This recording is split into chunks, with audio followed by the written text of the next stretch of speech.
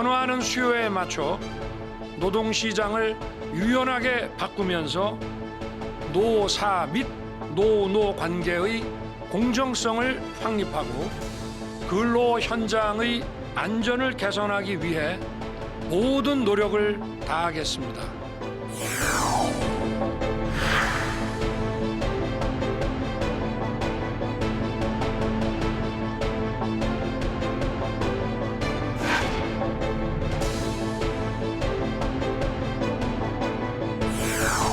장시간 노동 강요로 과로 사회를 만들고 중대재해처벌법 무력화로 산재공화국을 이어가는 것이 개혁입니까? 윤석열 정부는 노사 법치주의를 앞세워 노동조합 때리기에만 돌몰하고 있습니다.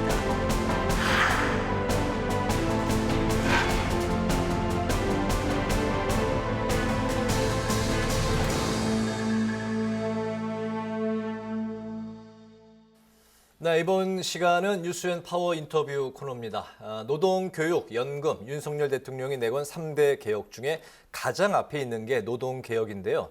정부의 노동개혁의 방향과 내용에 대한 입장은 무엇인지 오늘은 더불어민주당 원내 대변인이자 환노위 소속인 이수진 의원에게 관련 사항을 짚어보겠습니다. 의원님 안녕하십니까? 반갑습니다. 네, 안녕하십니까? 이제 의원님 하면은 노동 개혁, 노동 하여튼 이슈 이게 이제 딱 각이 돼 있는 것 같습니다. 네. 오늘 관련해서 이제 중점적으로 여쭤볼 텐데 그 전에 앞서서 우선 그 이재명 대표 관련해서 좀 여쭤보도록 하겠습니다. 그 이재명 대표가 성남 FC 의혹으로 검찰 조사를 이제 받았었는데 오늘 검찰이 위례 대장동 의혹과 관련해서 27일에 이제 소환을 하라 이렇게 통보를 했습니다. 쌍방울 의혹도 이제 남아 있는 상황이고요.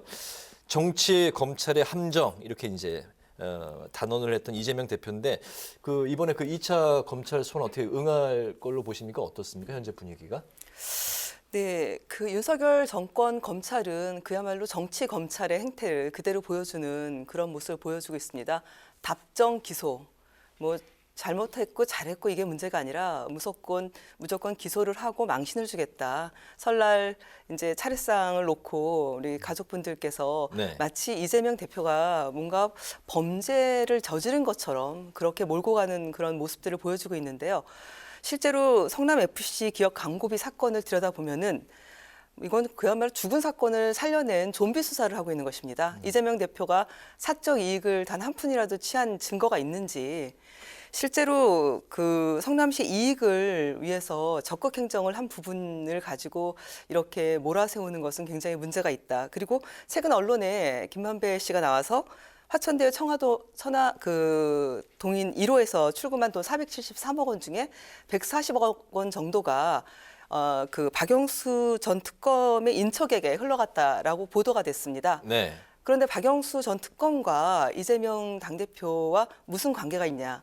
오히려 박영수 전 특검은 그 윤석열 대통령과 함께 그 특수통에서 특검 밑에서 윤석열 대통령이 일했던 그 관계가 더 그 맞지 않습니까? 이제 이런 여러 가지 건들을 봤을 때 그리고 또 그 이재명 대표 같은 경우 떳떳하게 검찰에 가서 수사를 받겠다 이렇게 밝혔고 또 증거를 인멸하거나 도망칠 만한 그런 문제가 전혀 없습니다. 그런데 이제 이렇게 그 검찰에서 구속영장을 청구한다든지 이런 것들 그야말로 망신주기 그리고 또 야당을 정치적인 어떤 의도를 가지고 범죄 집단처럼 그렇게 만들려고 하는 그런 모습을 보여주고 있기 때문에 저희 민주당 입장에서는 이런 부분에 대해서 단호하게 맞서 나가야 된다 이렇게 보고 있습니다. 그럼 출석 여부는 어떻게 전망을 하십니까? 출석 여부는 저희가 그동안 네. 대표께서 필요한 수사는 다 응하겠다 이렇게 말씀을 하셨기 때문에 관련해서도 검찰이 이렇게 그 좀비 수사를 하고 기획 수사하고 그야말로 먼지털기 수사를 하고 있지만 그럼에도 불구하고 이재명 당대표가 떳떳하기 때문에 이 모든 거에 있어서 분명하게 나가서 본인의 얘기를 하겠다 이렇게 말씀을 계속하고 계시죠. 네. 소환에 이제 응하는 쪽으로 이제 그 예상을 하신다는 말씀이신 것 같습니다. 그 기승전 기소 이거는 이제 검찰의 기소가 이미 정해진 수순이다 이렇게 이제 바라보고 계신 것 같습니다. 만약에 그 이재명 대표에게 이제 구속영장이 청구가 되고 국회 체포 동의안이 넘어오게 된다면 그 민주당은 어떻게 이 사안은 또 그 대응을 하실까요? 근데 그동안 그 이재명 대표를 몰아세우기 위해서 뭐 수십 명의 검사, 수백 명의 수사관, 그리고 수백 건의 그 압수수색들이 그동안 이루어졌었거든요. 네. 그럴 때마다 사실 실제로 이재명 대표가 뭐 사적 이익을 취했거나 사실은 불법적인 행위에 대한 증거가 명확하게 나와 있는 것이 아니거든요. 네. 그래서 관련해서 저희 민주당에서는 좀 전에 말씀드렸지만 당당하게 저희도 그 관련해서는 분명하게 민주당이 그 좀 단호하게 대처를 할 것이다. 이렇게 말씀을 드리겠습니다. 네, 네. 네, 그 일몰 법안 등 시급한 법안들이 참 많지만 1월 임시국회가 지금 개점 휴업 상태라고 볼 수 있을 텐데요. 김진표 의장과 여야 의원들의 해외 일정으로 인해서 이번 주에 그 본회의는 사실상 그 어려운 상황으로 보입니다. 1월 임시국회 소집을 요구한 민주당 입장 무엇인지 들어볼까요? 네, 잘 아시겠지만 김진태발 그 경제 위기, 금융 위기가 사실은 줄도산으로 이어지고 있고 그리고 고금리로 인해서 깡통 전세가 지금 속출하는 등 실제로 경제 위기 속에서 국민들이 고통받고 있습니다. 그뿐만이 아니죠. 북한 무인기가 서울 상공에서 상당 시간 그렇게 다 활개를 치고 돌아다녔는데 과연 우리 군의 대응은 무엇인지 이런 것들과 관련해서 국민들께서 상당히 불안해하고 사실 많이 걱정을 하고 있습니다. 그래서 저희가 1월 임시회를 열어서 임시회에서 현안 질문을 좀 하고자 했는데 국민의힘이 결국은 거부해서 결국 이번 주에 본회의가 열리지 못했습니다. 그래서 이번 주에 저희가 그래도 노력을 좀 해서 국방위와 외통위가 이제 열리게 될 것입니다. 그래서 국방위와 외통위에서 좀 현안 관련한 질문들을 좀 할 것이고요. 그리고 실제로 우리가 일하는 국회라고 말은 하면서 국민의힘이 지금 가고자 하는 길은 일하지 않는 국회입니다. 실제로는 본회의를 열어서 국민들의 의구심도 저희가 분명하게 해소를 시켜줘야 되는 거고 네. 또 상임위에서 또 전체회의라든지 소위원회를 열어서 각종 그 긴급 현안들이 있습니다. 그리고 지금 경제 위기 상황이라고 하는데 도대체 국민들만 힘들고 정치인들은 놀고 있는 거 아니냐 이렇게 바깥에서는 실제로 정치에 대한 불신이 큽니다. 지금 이렇게 본회의라든지 국회의 문을 이렇게 걸어 잠그려고 하는 이유는 윤석열 정부가 계속해서 실정을 하고 뭔가 오픈을 하면 국민들께서 더 매서운 해초리를 들까 이게 걱정이 돼서 실제로 국회는 행정부를 견제하는 기능을 해야 되는데 그런 기능을 국민의힘이 거부하는 것 같아서 정말 안타깝게 생각하고 있습니다. 네, 현재 그 환노위에 이제 소속이신데 윤석열 대통령이 3대 개혁 중에 노동 개혁이 최근에 이제 새 이슈로 떠올랐습니다. 윤 대통령의 그 노동 개혁 방향 어떻게 바라보고 계실까요? 실제로 노동 개혁을 한다라고 하면서 지금 노동 계약을 하고 있습니다. 노조 때려잡기를 앞장서고 있고 그리고 보면은 이제 사회 악처럼 그렇게 갈라치기를 하고 있는데 저는 이게 그렇게 좋은 그런 모습은 아니다라고 생각을 합니다. 노동시장 이중구조를 해소하겠다라고 해놓고 파견 근로를 확대하겠다. 그리고 지금도 우리나라는 장시간 노동을 하는 국가다 이렇게 보고 있는데 52시간제를 형해화해서 더 노동시간 유연화란 이름으로 더 많은 시간을 일하게 하겠다. 예를 들면은 일주일 6일 일했을 때 69시간까지도 지금 보통은 40시간을 일해야 되지만 주 52시간, 12시간을 더 추가로 더 일주일에 하게끔 법이 돼 있지 않습니까? 네. 그런데 이거를 12시간이 아니라 29시간을 더 일하게 하겠다. 그리고 만약에 7일을 일하게 될 경우에는 80.5시간을 일하게 되는 겁니다. 그야말로 과로 사회로 가게 되는 거죠. 실제로 그 산재 그 관련된 그 의사들이라든지 전문가들 얘기를 들어보면은 일주일에 60시간 그렇게 일을 하게 될 경우에는 분명히 과로사의 위험 전조 증상이 나타날 수 있다라고 해서 우려하고 있거든요. 근데 그런 것들을 전부 무시하고 장시간 노동을 하는 게 당연한 것이냐. 근데 이렇게 하는 모든 것들은 사실은 어떻게 보면은 좀 너무 재계에 좀 소원 수리를 해주듯이 정부가 대책을 내놓고 있는 것은 아닌가 상당히 우려스럽습니다. 잘 아시겠지만 중대재해처벌법이 힘들게 통과가 돼서 지금 시행한 지 1년이 됐습니다. 물론 평가를 하자면은 좀 더 시간이 좀 축적이 되고 판례라든지 이제 이런 것들이 축적이 돼야지 좀 더 효과가 나올 텐데요. 그럼에도 불구하고 중대재해처벌법이 현장에 안착되도록 노동부가 열심히 노력을 해야 되는데 반대로 알겠습니다. 완화를 시키려고 하고 있습니다. 관련해서 저희가 쪼개서 질문을 네, 한번 질문 드리도록 예. 하겠습니다. 네, 자, 그 드리겠습니다. 우선 그 정부의 노동개혁 주 52시간제를 탄력적으로 운영해서 주 69시간까지 가능하게 한다. 요건데요. 뭐 환영하는 측도 있습니다. 뭐 탄력적으로 운영하니까 바쁠 때는 또 뭐 쉬고 또 일할 때는 또 일하자 이런 식으로 또 이렇게 얘기하는 측도 있고요. 노동계는 또 장시간 노동 회기 아니냐 이렇게 반발하고 있는데 누구의 말이 맞다고 생각하시나요? 저는 인간은 기계가 아니거든요. 윤석열 대통령이 후보 시절부터 주 120시간 뭐 바짝 일하고 뭐 쉬자 뭐 이런 말씀을 하셨는데 그거는 기계가 그렇게 할 수 있겠죠. 사람은 그렇게 장시간 불규칙하게 노동을 하게 되면은 분명히 건강에 적신호가 켜집니다. 그래서 OECD라든지 그 저희 노동법에 분명하게 노동 시간을 명시하는 거거든요. 그렇지 않으면은 그냥 노동자 개인이 결정하라고 하지 왜 법으로 일주일에 몇 시간 일해야 된다 이런 것들을 결정하겠습니까? 그래서 저는 실제로 이렇게 사람이 할 수 있는 범위를 뛰어넘어서 일을 시키는 것은 이것은 결국은 과로 사회로 가는 거고 알고 계시는지 모르겠습니다만 우리나라가 한 해에 과로사로 돌아가시는 분이 500명입니다. 평균. 굉장한 숫자입니다. 네. 그리고 산재 사망 사고로 돌아가시는 분들이 한 해 2,000명이고요. 그렇기 때문에 노동자들의 건강을 지키기 위해서 실제로 우리가 법으로 일정 부분 시간을 좀 제한을 둬야 되는 거고 그리고 이미 다른 뭐 탄력 근로제라든지 선택적 근로시간제라든지 또 노동부가 특별 연장 근로를 통해서 실제로 기업이 요청할 때 또 좀 장시간 노동을 할 수 있게끔 길을 열어두는 그런 제도가 있거든요.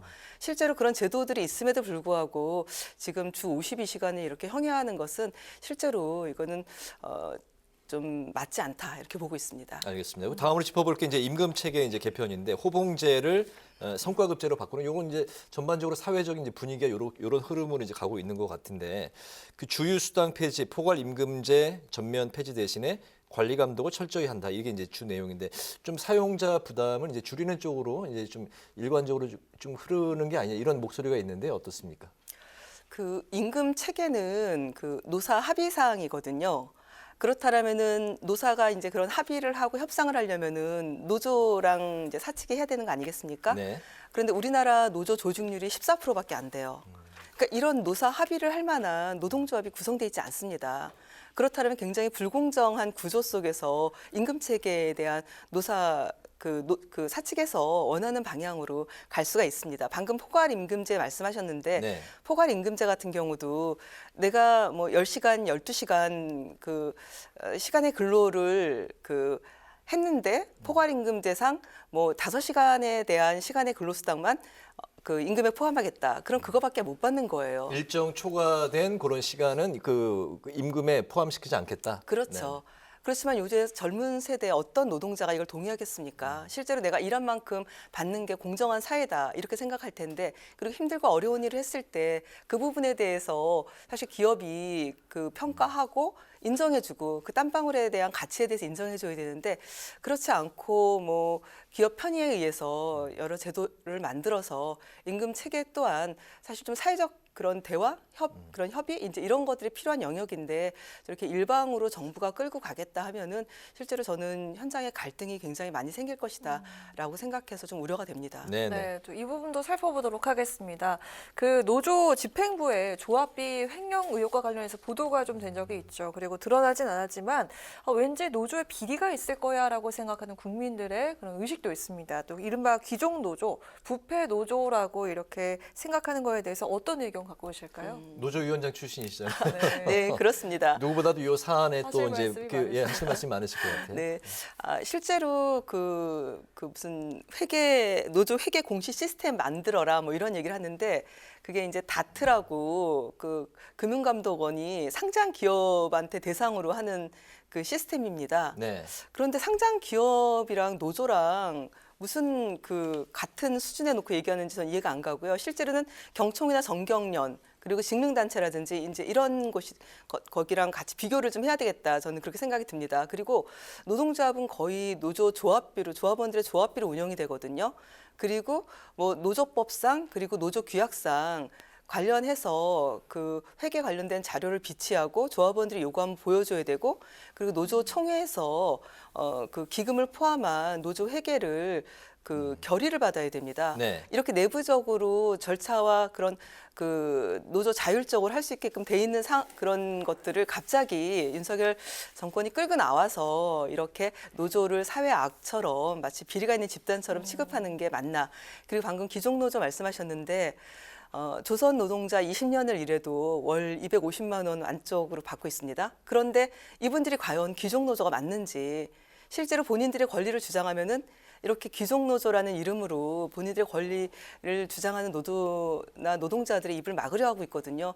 실제로는 우리 사회에 힘들고 어려운 분들과 함께 뭐가 힘든지 서로 터놓고 얘기하고 사회적 대화를 하는 것이 훨씬 더 중요한 가치가 아닐까 저는 생각을 합니다. 네네. 노란봉투법이 이제 커다란 또 이제 쟁점 법안이잖아요. 지난번에 이제 가을에 출연하셨을 때도 이 그 법안에 대해서 이제 말씀을 이제 해주셨는데 그 민주당이 이제 계속 노란봉투법을 적극 추진할 뜻인 건데 이제 쟁의로 발생한 회사의 손실을 노조 측에 이제 묻지 않겠다. 이게 이제 노란봉투법의 핵심 내용인데 이게 이제 상임위를 통과해도 법사위 지금 위원장이 이제 여당 네. 소속이기 때문에 법사위를 통과하기가 또 쉽지 않고 또 통과가 되더라도 윤 대통령이 대통령의 거부권을 또 행사할 수가 있습니다.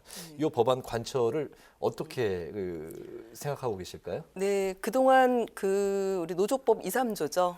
예, 노란봉투법이라고 얘기하기도 하고 그다음에 합법파업 보장법 내지는 뭐 홍길동법 아버지를 아버지라고 부르지 못하는 하청 노동자의 모든 것들을 결정하는 하청 사측이 아니라 원청의 사측이 네. 그런 구조를 가지고 있는데 저희가 실제로 지금 한 몇 달 동안 한 3차례에 걸쳐서 환노위 법안 소위를 열었었습니다. 불행하게도 여당이 불참하고 그 안건에 대해서 논의하고 싶지 않다 하고 퇴장하는 바람에 저희 우리 야당 의원들끼리 정의당을 포함한 야당 의원들끼리 논의를 했었는데요. 많은 이견을 좀 좁히긴 했습니다만 네. 좀 작은 차이가 좀 있습니다. 그래서 저희 안에서 조금 더 좁히기 위한 논의들, 토론들을 좀 하고 있는 상황이고요. 시간이 좀 많이 흘러서 사실은 좀 현장에서 이렇게 기다리고 계시는 노동자들께 좀 죄송스러운 마음을 갖고 있습니다. 그러나 저희가 이 법을 통과시키기 위해서 조금 더 의견을 모아내고 그리고 좀 그 환노위에 네. 좀 이견이 있는 것들 좁히기 위한 그런 노력들을 좀 하고 있고요. 그럼에도 불구하고 여당이 계속 참여하지 않는다라면은 저희 야당들끼리라도 환노위는 통과시켜야겠다 그런 생각을 갖고 있습니다만 말씀하신 대로 법사위 위원장이 여당이기 때문에 법사위 통과가 난망합니다. 그렇게 되면 저희도 법사위에서 60일이 지나면은 다시 환노위로 가져와서 5분의 3 의결로 본회의에 직상정해야겠다 이렇게 생각을 하고 있습니다. 그런데 또 불행하게도 윤석열 대통령께서 뭐 거부권 행사하겠다 이런 말씀을 하신 네. 것을 알고 있습니다. 여당 의원은 그런 적 없다 이렇게 얘기하는데 그거는 그때 가서 저희가 확인해 보면 될 것 같습니다. 알겠습니다. 네. 네, 그 정부가 노동개혁을 외치고 있는데요. 국회를 거치지 않아도 되는 시행령 개정으로 노동개혁을 추진할 것이라는 전망이 높은데 이에 대해서 어떻게 대응할 계획이신가요? 네, 사실은 아까 잠깐 말씀드렸던 중대재해처벌법 관련해서도 법을 통과시키기 어려우니까 실제로 그 시행령을 손볼 가능성이 크다 이렇게 점쳐지고 있는데요. 저희는 이렇게 모법의 취지를 그런 훼손하는 그런 위법적인 시행령에 대해서는 분명하게 반대를 하는 입장이고요. 그래서 그렇게 시행령으로 모법의 취지를 위반하지 않도록 저희가 관련된 법 개정을 하겠다 이렇게 말씀을 드리겠습니다. 네, 마지막 질문입니다. 지난주에 출범한 민주당 안에 산업재해예방 TF 의원님께서 이제 단장을 이제 맡으셨더라고요. 중대재해처벌 정책을 처벌과 감독에서 자율과 예방으로 이제 바꾸겠다는 게 정부의 이제 그 입장인데, 요 부분에 대한 그 의원님의 생각과 그리고 이제 앞으로 산재 TF 활동은 이제 어떤 식으로 이끌어 가실지 같이 곁들여서 들어볼까요? 네, 여전히 산업재해 특히나 우리나라에서 산재 사망 사고가 2,000건이 한 해에 넘는 상황에서는 중대재해처벌법이 빠르게 안착되는 게 중요하다. 노동자들의 생명과 안전을 위해서 저희 더불어민주당 산재예방 TFT에서는 현장에 발빠르게 가서 문제들을 좀 해소할 수 있는 그런 역할들을 하면서 또 전문가들이 함께 자문위원으로 참여하고 있습니다. 그래서 법제도 개정을 위해서 함께 역할을 할 것이고요. 잘 아시겠지만 그 기업이 자율적으로 산재 예방을 위한 노력을 충분히 하지 못했기 때문에 산안법이 있음에도 불구하고 중대재해처벌법이 만들어진 겁니다. 어려운 법이 어렵게 만들어진 만큼 그 법의 취지대로 우리나라 산재 예방을 하기 위해서 그 역할을 저희가 최선을 다해서 할 거고요. 저희가 야당이기 때문에 실제로 정부가 충분히 지원하지 않을 것에 대한 그런 우려가 있습니다. 그래서 그렇기 때문에 현장 노동자들을 만나서 그분들이 얘기하시는 방향으로 우리 안전한 대한민국을 만드는데 저희가 큰 책임감을 느끼고 뛰겠다, 이런 각오의 말씀을 드리겠습니다. 네, 알겠습니다. 그 말씀을 끝으로 오늘 뉴스앤 파워 인터뷰 이제 마칠까 하는데요. 오늘은 더불어민주당의 이수진 의원에게 정부 노동개혁의 방향과 내용에 대한 입장을 중심으로 들어봤습니다. 오늘 말씀 잘 들었습니다. 감사합니다. 네, 고맙습니다. 고맙습니다.